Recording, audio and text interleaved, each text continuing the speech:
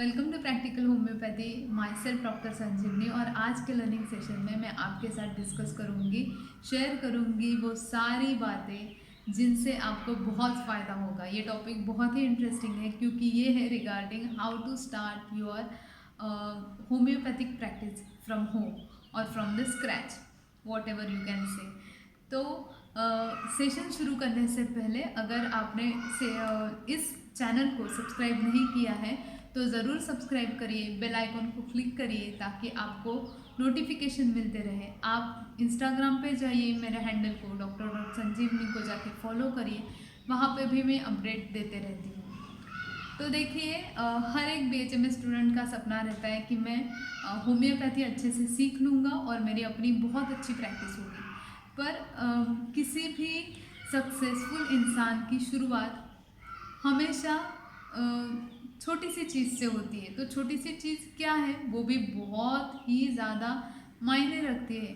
वो है कि आप प्रैक्टिस करना शुरू कर दो। जैसे ही आप एक केस लेते हो, वो आपको सक्सेस मिलता है तो आपका कॉन्फिडेंस बढ़ता है और आप दूसरी केस लेते हो।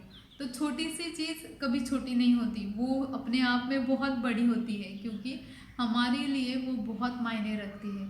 तो देखिए, अगर आपके पास अभी क्लिनिक सेटअप के लिए इन्वेस्ट करने को पॉसिबल नहीं हो रहा है आपको, तो आप प्रैक्टिस घर से भी शुरू कर सकते हो। बहुत सारे लेडी डॉक्टर्स ऐसे हैं, बहुत सारे मेरे ऐसे दोस्त हैं जो घर से प्रैक्टिस कर रहे हैं। मैं मेरे घर पे भी मेरा सेटअप है, मैं क्लिनिक पे भी जाके प्रैक्टिस करती हूँ। तो आप घर से कैसे शुरू कर सकते हैं? आपको बस एक रैक बनाना है जहाँ पे आप अपने डाइल्यूशंस रख सकते हैं और आपको एडवर्टाइजमेंट करना है। आपको बोर्ड लगाना है जो कि आप ऐसी जगह पे लगाओ बिल्डिंग के जहाँ पे बहुत सारे लोगों को वो दिखाई दे। बोर्ड थोड़ा बड़ा होना चाहिए, बोल्ड लेटर्स में होना चाहिए। वहाँ पे बहुत सारा कचरा मत डाल दो कि मुझे ये भी आता है, वो भी आता है, वो भी आता है। बस सिंपल कुछ लाइन रहे। तो anything that is easy to understand, anything that is simple and attractive, catchy, वो लोगों को ज़्यादा समझ में आती है बात। बहुत सारे बोर्ड्स मैंने ऐसे देखे हैं जहाँ पे भर भर के लिखा है। एक तो बोर्ड है, देखिए आप भी जाते हैं तो आपके पूरा बोर्ड पढ़ते हैं? नहीं पढ़ते। तो हाईलाइट करिए आपका नाम, आप कहाँ पे प्रैक्टिस कर रहे हैं। अगर घर से प्रैक्टिस कर रहे हैं तो रेसिडेंस का प्रॉपर एड्रेस और आपका नंबर हाईलाइटेड हो। और जो आपकी डिग्री है, होम्योपैथिक कंसल्टेंट हो, भाई ये हाईलाइट होना बहुत ज़रूरी है। वरना लोगों को लगता है डॉक्टर है तो एलोपैथी देते होंगे, ये सोच के आता है। तो ऐसा नहीं होना चाहिए। होम्योपैथिक कंसल्टेंट हो, ये हाईलाइट कर दो। ओके, अभी आपने बोर्ड लगा दिया। अगर घर पे प्रैक्टिस कर रहे हो तो ये जानना ज़रूरी है कि आपका फैमिली एनवायरनमेंट जो है वो डिस्टर्ब नहीं होना चाहिए ड्यू टू योर पेशेंट्स, क्योंकि घर का एक अपना माहौल होता है। इसलिए अवॉइड ही करना चाहिए घर पे पेशेंट्स बुलाना। पर अगर आपके पास कोई ऑप्शन नहीं है तो आप ये देखो कि टाइमिंग आप एक फ़िक्स कर लो और बस उसी टाइम में आपको केस देना है। बाकी टाइम में अगर कोई आता है तो उनको बोलो नहीं, मेरा ये टाइम है, इसी टाइम में आप आओ, मैं केस लूँगी। ठीक है? तो यहाँ ये क्यों ज़रूरी है? इससे एक आदत लगती है पेशेंट को कि नहीं भाई, डॉक्टर इसी टाइम में केस लेते हैं। वरना वो क्या हो जाता है कि अब इधर ही रहते हैं डॉक्टर, घर पे ही है, तो कोई कभी भी आ गया, तो इससे पूरा माहौल जो है वो बिगड़ जाता है। फिर ऐसे होता है कि घर में लोग परेशान हो जाते हैं। फैमिली एनवायरनमेंट ख़राब नहीं होना चाहिए किसी भी वजह से, क्योंकि एज अ डॉक्टर जैसे पेशेंट को देखना हमारी जिम्मेदारी है, वैसे अपना खुद का फैमिली लाइफ भी अच्छा रहे, ये भी तो ज़रूरी है, ये भी तो अपनी प्रायोरिटी है। तो प्रैक्टिस के वजह से फैमिली डिस्टर्ब हो, ये नहीं होना चाहिए। दूसरी बात, जब आपने घर पे सेटअप अच्छे से किया है, आपने बोर्ड लगा दिया है, टाइमिंग फिक्स करे है, तो अभी लोगों तक पहुंचा है कैसा? तो देखिए, बहुत बार ऐसा होता है कि हम सोचते हैं कि भाई मैंने तो प्रैक्टिस शुरू करी पर पेशेंट तो आ नहीं रहे हैं। तो ऐसे टाइम पे क्या करना है? एक गोल्डन सेंटेंस है जो हमेशा याद रखिए, when there is nothing to do there is always always something to learn. जब शुरुआती प्रैक्टिस में पेशेंट्स नहीं आते, क्लिनिक खोलने के बाद आप ऐसे ही बैठे हो, तो बहुत डिप्रेशन में जाने के बजाय ऐसा सोचो कि मैंने सेटअप तो कर दिया, अभी मैं लर्निंग करूँगा, मैं सीखूँगा, लर्निंग पे फोकस करूँगा और मेरे पास जब मैंने अच्छा पढ़ाई की है, पेशेंट आएंगे, देखूँगा ठीक हो जाएंगे और पेशेंट्स आएंगे। पेशेंट्स आते रहते हैं, पैसा आप कमाओगे, आप प्रैक्टिस करोगे, पेशेंट्स बढ़ेंगे, पर तब ये सब पॉसिबल होगा जब आप अच्छे से प्रैक्टिस करोगे। इसके लिए सीखिए, सीखना बहुत ज़रूरी है। कोई एज लिमिट नहीं है, आप कभी भी सीखना शुरू कर सकते हैं। आपको हमेशा सीखते रहना चाहिए, अपना नॉलेज अपडेटेड करते रहना चाहिए। और सॉरी, वीडियो बीच में पॉज करना पड़ा क्योंकि मेरी बेटी जो है वो उठ गई थी। तो ऐसा होता है कि being a lady doctor you have to manage both family and your career. और मैंने बहुत मेरी दोस्तों से सुना है कि शादी होने के बाद, स्पेशली बच्चा होने के बाद, प्रेगनेंसी में भी जब उनका करियर छूट जाता है, जब वो प्रैक्टिस नहीं कर पाते तो वो डिप्रेशन में चले जाते हैं। तो being a woman, being a mother of a child, I wanted to tell this to all my beautiful lady doctors। और ये मैं इस सेशन के ज़रिए हर एक डॉक्टर को बोलना चाहूँगी कि थोड़ा सा टाइम है जहाँ पे आपको फैमिली को थोड़ा ज़्यादा टाइम देना पड़ता है, पर वो टाइम चले जाने के बाद, जैसे ही आपका बच्चा थोड़ा बड़ा हो जाता है, आप दोनों चीज़ें अच्छे से मैनेज कर सकते हो। आप अपने इन लॉज की, आपके मम्मी पापा की मदद लेके आप मैनेज कर सकते हो, पर फ्रस्ट्रेटेड मत हो, डिप्रेस्ड फील ना करो। ये जो सिचुएशन है हर लेडी डॉक्टर की लाइफ में आती है, बहुत ही ज़्यादा कॉमन है।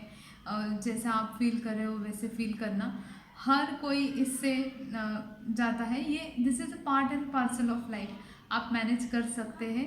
बस वो मेरा गोल्डन स्टेटमेंट याद रखिए, when there is nothing to do there is always something to learn. सीखते रहिए, कोई लिमिट नहीं है। और जब भी आप सीखेंगे, मौका आएगा जब आपको इम्प्लीमेंट करना होगा, और इम्प्लीमेंट करना ही पड़ेगा आपको, तभी जाके आपको रिजल्ट मिलेगा। सिर्फ सुन लिया, अच्छा लगा, वाह वाह वाह, अच्छा है, क्या मस्त सेशन था, ये बोल के कुछ फ़ायदा नहीं है। मेरा इंटेंशन ये है कि आप इम्प्लीमेंट करो चीज़ें। बस आप खुश हो गए, इससे कोई मतलब नहीं बनता। आप जो भी सीखो आप इम्प्लीमेंट करो। हाँ, तो हम लोग कहाँ पे थे? चलो, हम लोगों ने बोर्ड लगा दिया, एक डिसिप्लिन सेट कर दिया, इसी टाइम पे मैं केस दूंगी। हम लोगों ने घर पे सेटअप तो बहुत ही सिंपल है कि आपको बैठने के लिए चेयर चाहिए और पेशेंट को बैठने के लिए 2-3 चेयर चाहिए, जो कि घर में होता ही है। बस टाइम आप स्ट्रिक्टली वही फॉलो करो।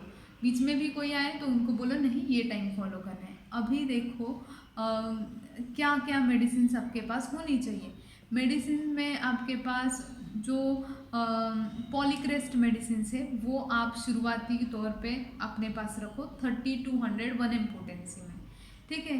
ये जो पोटेंसीज है वो बहुत ज़्यादा यूज़ होती है। तो शुरुआती दिनों में आपके पास अगर इन्वेस्टमेंट के लिए उतना पैसा अगर नहीं है जहाँ आप बहुत सारे दवाइयाँ, बहुत सारी पोटेंसीज ले सको, तो आप 30 और 200 लेके रखो, ओके। और अभी नेक्स्ट पॉइंट ये रहेगा कि लेडी डॉक्टर्स को स्पेशली इस चीज़ से गुजरना पड़ता है कि बहुत बार ऐसा होता है कुछ पागल लोग, हाँ पागल ही, जो अजीबो गरीब मैसेजेस करते हैं और बोलते हैं कि हमें कंसल्ट करना है, और उनका इंटेंशन बहुत ही गलत रहता है। तो ऐसे सब चीज़ों से कैसे अपने आप को बचाएं, स्पेशली जब आप FB पे ऐड डालते हैं, पेज बनाते हैं अपना कि आप डॉक्टर हो, या फिर आप ऐड चलवाते हैं, और जब अभी सब ऑनलाइन प्रैक्टिस कर रहे हैं,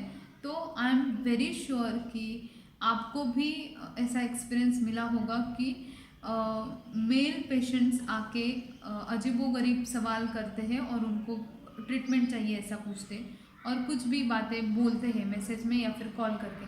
तो ऐसी सारी सिचुएशन में क्या करना चाहिए, ये सलाह मैं आपको दूंगी। और वो सलाह ये रहेगी कि आप पहले उनसे बात ही ना करो। मैसेज अगर आया है तो आप एक ऑटोमेटिक जो मैसेज जाता है ना, वो मैसेज आपके पेज पे होना चाहिए। वो आपके मोबाइल पे होना चाहिए कि किसी का भी मैसेज आने से वो मैसेज जाएगा, और उस मैसेज में आपका फी दिखना चाहिए लोगों को। अभी एक ट्रिक ये है कि ये जो लोग हैं ना, जो टाइम पास करने के लिए बात करते, वो कभी हाई फी पे नहीं करेंगे। बहुत ज़्यादा फी आप बोलोगे तो वो पे नहीं करेंगे। उनको क्या ट्रीटमेंट से मतलब नहीं होता, बस उनको लगता है लेडी डॉक्टर है तो चलो टाइम पास कर लिया, कुछ बातें कर ली। तो हमेशा ये ट्रिक यूज़ करो। पहला सबसे इम्पोर्टेंट बात तो यही रहेगी कि आप ऐसे लोगों को ब्लॉक ही कर दो। आप ऐसे देखो कि आप लेडीज़ को देखते हो, या आप मतलब एक बैरियर क्रिएट कर लो। आप सीधा ब्लॉक कर लो बिना पढ़े हुए पूरा, या फिर आप फीस स्ट्रक्चर बहुत ऐसा हाईफाई रख दो कि वो फिर बात करने का सोचेगा ही नहीं। ये बहुत ज़रूरी है। और कभी भी पहले फ़ोन पे बात मत करो, किसी को भी अपना पर्सनल नंबर मत दो, ठीक है। बहुत सारे ऐसे मीडियम्स है जहाँ पे आप डायरेक्टली लोगों को ब्लॉक कर सकते हैं। इंस्टाग्राम पे भी ब्लॉक कर सकते हो, आप फेसबुक पे भी रिपोर्ट भी कर सकते हो, तो वैसा आप करो। आप शुरुआत में नंबर ना दो तो अच्छा है कि डायरेक्टली कोई भी आके पर्सनली आपको मैसेज या कॉल नहीं करे, तो सही रहेगा। और अगर आप दे रहे हो तो वहाँ पे भी आप देखो कि अगर फीमेल पेशेंट है तो कोई टेंशन नहीं रहता है, पर मेल केसेस में ऐसा बहुत होता है। अगर ऐसा होता है तो आपको ऐसा नहीं लगना चाहिए कि शी ये क्या हो रहा है, ये बहुत कॉमन है। मैं अभी बोल रही हूँ, पर मुझे पता है कि जितनी भी लेडीज़ डॉक्टर ये देख रहे हैं उन्होंने भी ये एक्सपीरियंस किया ही होगा कि ऐसी सारी चीज़ें हो रही है करके। अभी जब अपना एक्चुअल क्लिनिक होता है जहाँ पे पेशेंट आते हैं तो वो सोच समझ के आते हैं, पर क्योंकि ये ऑनलाइन का ज़माना है तो ऑनलाइन में ऐसी गंदी बातें बहुत हो रही है, तो उसको हम लोग यही दो तीन ट्रिक्स है जिससे हम लोग इससे बच सकते हैं। दूसरी इम्पॉर्टेंट बात, जब आप अपना क्लिनिक शुरू कर रहे हो, मतलब होम प्रैक्टिस नहीं, एक्चुअल क्लिनिक, तब आप देखो कि आपके पास एक कंपाउंडर रहे। कंपाउंडर क्यों रहे? क्योंकि एक सेटअप दिखने में अच्छा दिखता है। कोई भी कोई भी एक ऐसे कंपाउंडर जो हाई फाई पे नहीं करना है शुरुआत में, वो भी समझते कि भाई नया नया क्लिनिक खोला है, पर अगर आप कंपाउंडर रखते हो ना तो एक आपका इम्प्रेशन बहुत अच्छे से जाता है। बस डॉक्टर ही उठ के सब कर रहा है तो दिखने में अच्छा नहीं दिखता है। तो हमेशा देखो कि आप एक कंपाउंडर रखो।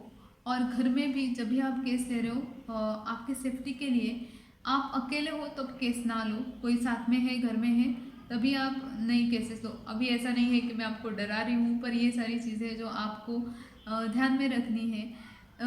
Always prevention is always better than cure, ये जैसा हम लोग पेशेंट्स में मानते हैं, जैसा डिसीज़ के बारे में हम लोग ये सोच रखते हैं, वैसे ही लाइफ में भी है। हम लोगों को अपने सेफ्टी के बारे में पहले सोचना ही चाहिए।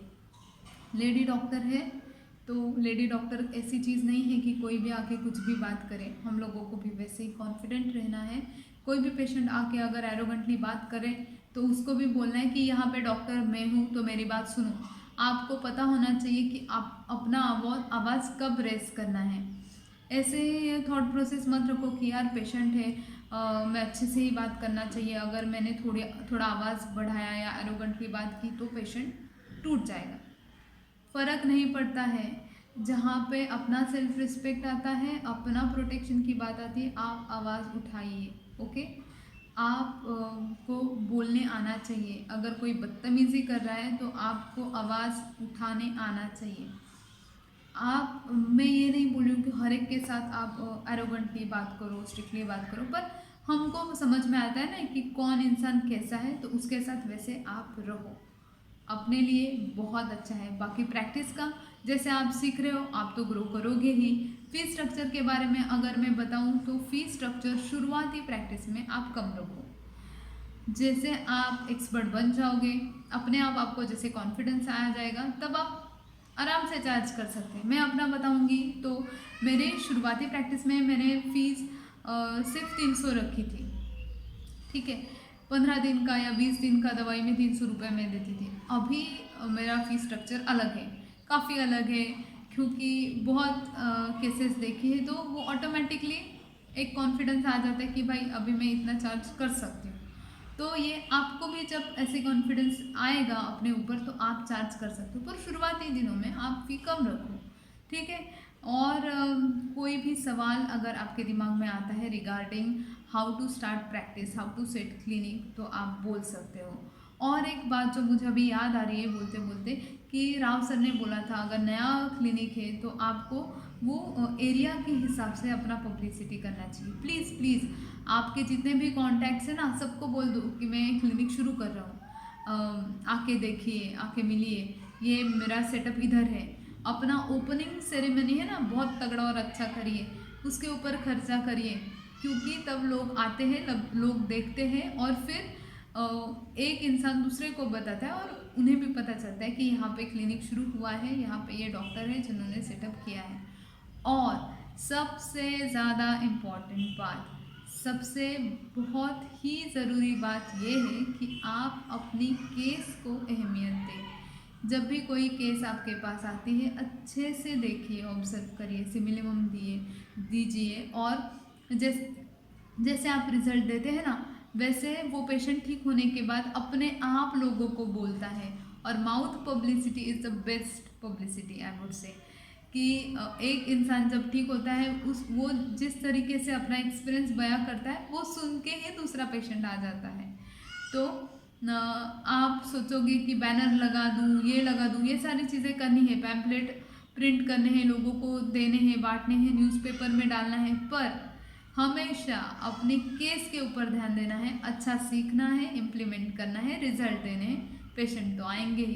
तो रिलैक्स रहिए, टेंशन फ्री रहिए, सीखते रहिए, और अच्छी अच्छी लर्निंग सेशन जो आप ये सीरीज़ में फॉलो कर रहे हैं, सीख रहे हैं, अपने दोस्तों के साथ ज़रूर शेयर करिए। Thank you so much. कुछ भी अगर आपको जानना है आप कमेंट में पूछ सकते हैं। सेशन अच्छा लगा हो तो लाइक करिए,